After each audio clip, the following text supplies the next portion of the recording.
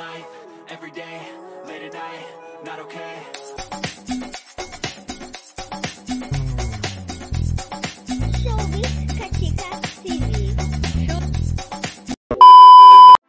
Hello mga kachika! Ilang araw na nga bumabiyahe papuntang Antarctica ang grupo nila Karen Davila, Derek Ramsey, Ellen Adarna, Jerry Santos at ng iba pa, at hanggang ngayon nga ay hindi pa rin nga sila nakakarating sa Antarctica na talaga namang sobrang tagal nga daw ng biyahe. At ngayon nga ay nasa isang cruise ship sila papunta sa Antarctica mismo. Pero nagkaroon nga sila ng problema dahil nga si Derek Ramsey ay merong seasickness. Kung noon nga papuntang Peru ay meron siyang altitude sickness, ngayon naman daw ay seasickness. Kaya hindi nga siya makalabas ng kanilang kwarto dahil talaga namang hilong-hilo nga daw siya. Ang kanilang ang buong grupo ay talaga namang hilong-hilo na nga sa pagdaan sa Drake Passage dahil sobrang lakas nga daw ng alon. Pero according naman kay Karen Davila ay kalmado nga daw ngayon si Drake Passage, pero ang lahat nga ay hilong-hilo dahil hindi naman talaga sanay sa ganito kalakas na alon. Halika at panoorin natin ang ilan sa mga video clips ganap na kanilang ibinahagi. Kasi Ellen bully yung ilang nag-video ka. Sino ba nag-aya pumunta dito? Di ba itong dalawang mo? Diba? Hello, good morning. We are on our way en route to Antarctica, and this is the Drake Passage.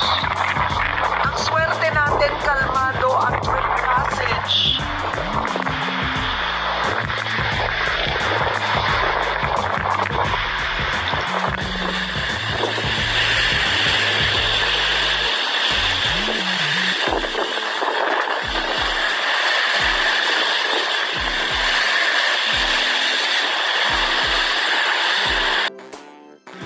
Can't sleep anymore. We slept at like 7 p.m.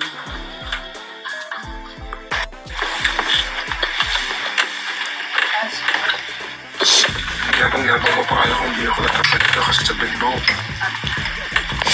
Did you recommend?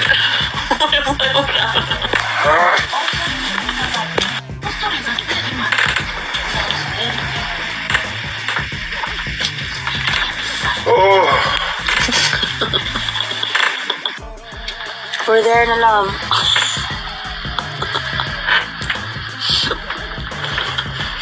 It's the worst feeling in the world.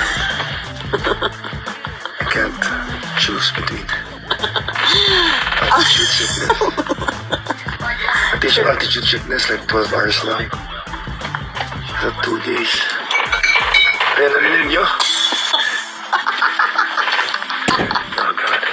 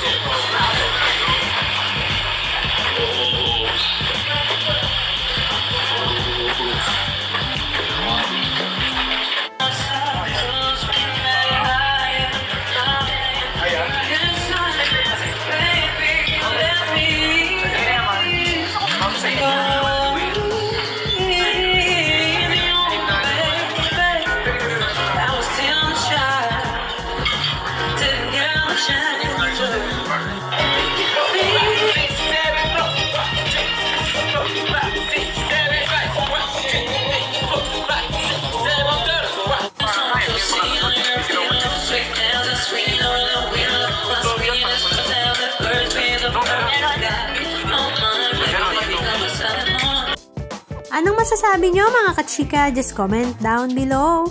And please don't forget to subscribe. Thank you!